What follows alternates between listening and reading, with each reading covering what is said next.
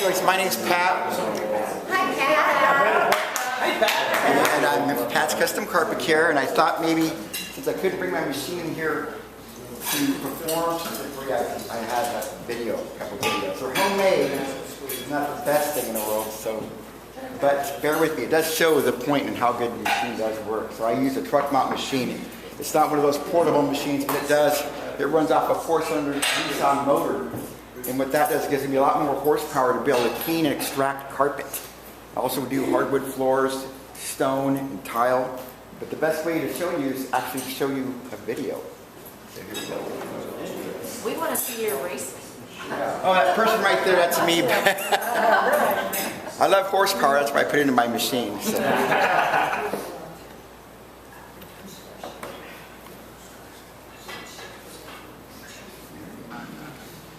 So this is one of my first videos. This is really short, but it kind of gets to the point. Dirty carpet. So anyways, that's so right there already clean right there, and this is the machine working. That's not my house. That's not my house.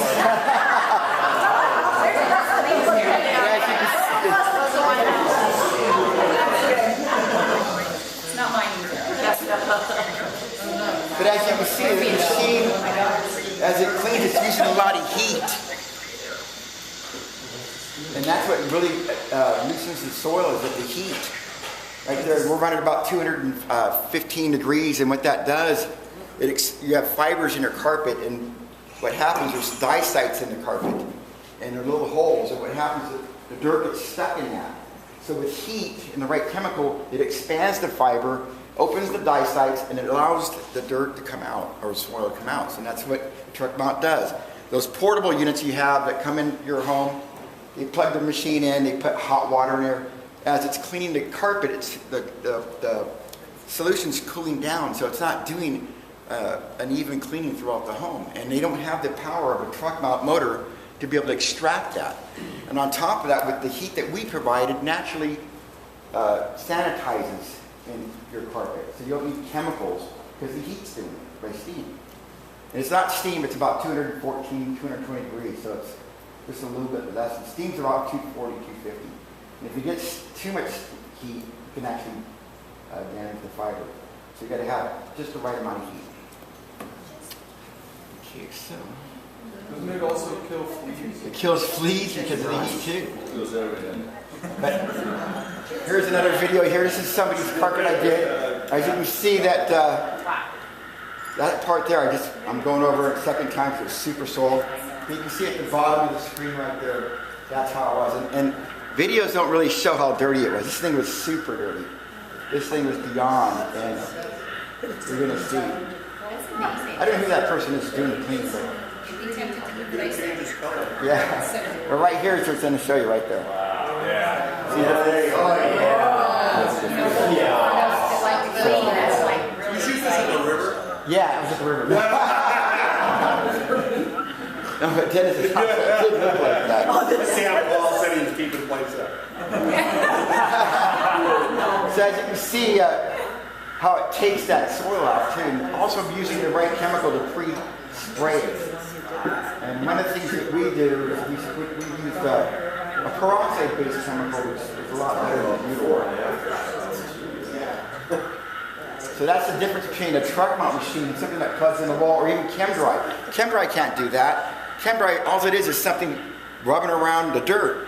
You know, you spray a chemical on there, right? Then they have this towel on there, and it just rubs it around. And it kind of grabs some dirt on the towel or the buffer, but it doesn't extract. It doesn't sanitize. So everything they're telling you is not correct. It's a bunch of malarkey. They're using something that's dry. Yeah. This is the best way of cleaning right there. It's done correctly. And the proof's in the footing there. This is how they clean the carpet on the spaceship, right? I don't know really. They should though. You haven't called Pat yet. Yeah, they're going to. And what I did is I used the technology in my jet ski to put it into my machine. We all know. I just want to show a couple of pictures. That's a great picture. I'm going to show you. See here, we got Jet ski. There's a couple. Kawasaki's there. Anyways, this is a picture I did of a person's home. As you can see, beforehand, this is white carpet. And see the difference right there. I'm cleaning the carpet there. That's white carpet. Let's see here. So the lesson is to not get white carpet. There it is afterwards. So it's before and after. Show us that. Okay, let's see if I can do that. So before, this is before. I already started cleaning it though, right there. And again, here's the completed job. Right there. That's upstairs. See the bathroom area there? I started cleaning it right there in that corner there.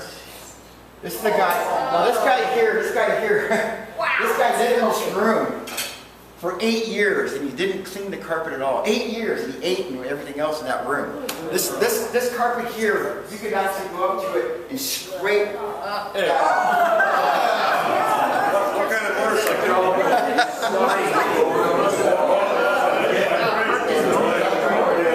There it is afterwards. So who do you know with a chem dry machine or a little portable can come do a job like that?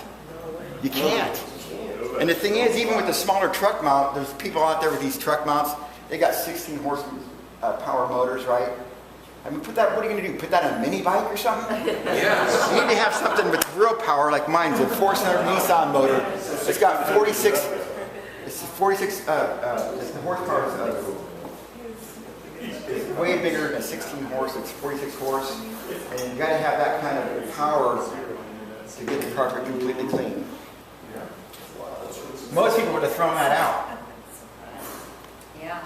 And this is a place where they make Chinese food. That's again.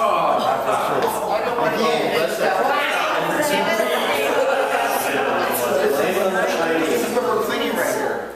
Is that one of those free And you see kind of the traffic area there? That's because it's so soil. What happens if you don't get your carpet cleaned? What happens again? You have your dye sites and your fiber, and it gets so embedded in there, it becomes a little bit stained. It's called soil staining. But look how clean that is compared to what it used to be.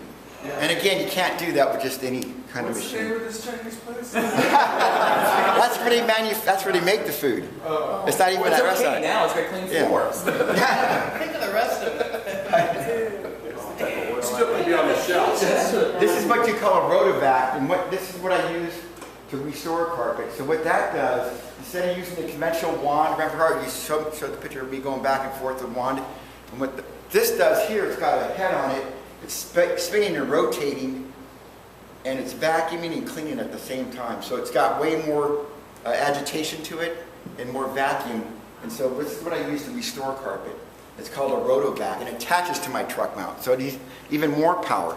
And the other thing about the rotovac too is that it's got little vacuums on the bottom. It never leaves the floor, so it's always got a consistent vacuum as it's cleaning.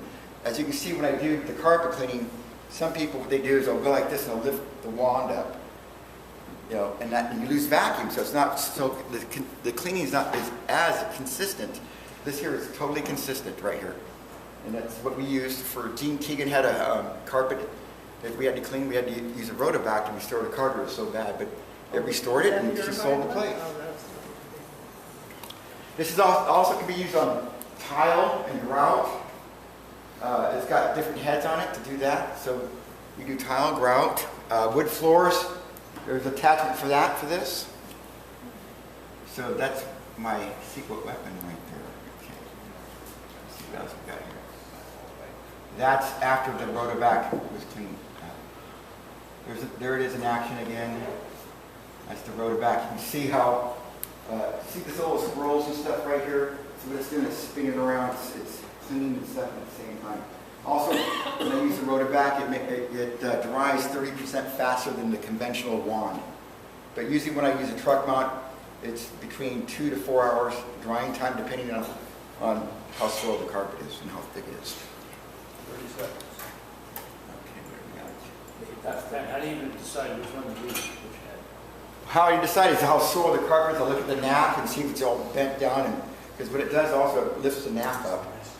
So a lot of you just look at it. I look at them and determine, because like this one here. Look at the difference here. Look how soft that is. Right there. You see how it's bringing the nap back up? So it just depends. I've been doing this for 34 years, so I can kind of tell when to use a wood back or not to use it. I think that's it for now. Just show a couple quick. There's another carpet. That's it right there. Clean it. See afterwards. So see how this. That's some stairs. And that's out. That's a stain we took out. That's a rust stain. So just to flip through. So there's a wand right there. Even with the wand, it's efficient cleaning. But that's after a wand right there. There's another one. Good. So as you can see, this one here, you got to see this one. One more. See if this works. Check this out here. Look at that, it's before. There's another one, I cleaned that right in half. It looks like a whole different carpet, doesn't it? That's dirt. It looks like a wood. I know. Press those arrows, see if it works. Check it out, and that's afterwards. See that? You don't have to bend All over. right. Swing with me. I want to see if that. Okay, so anyways, that's the difference with the truck mount versus your portable cleaning or your chem dry. Back.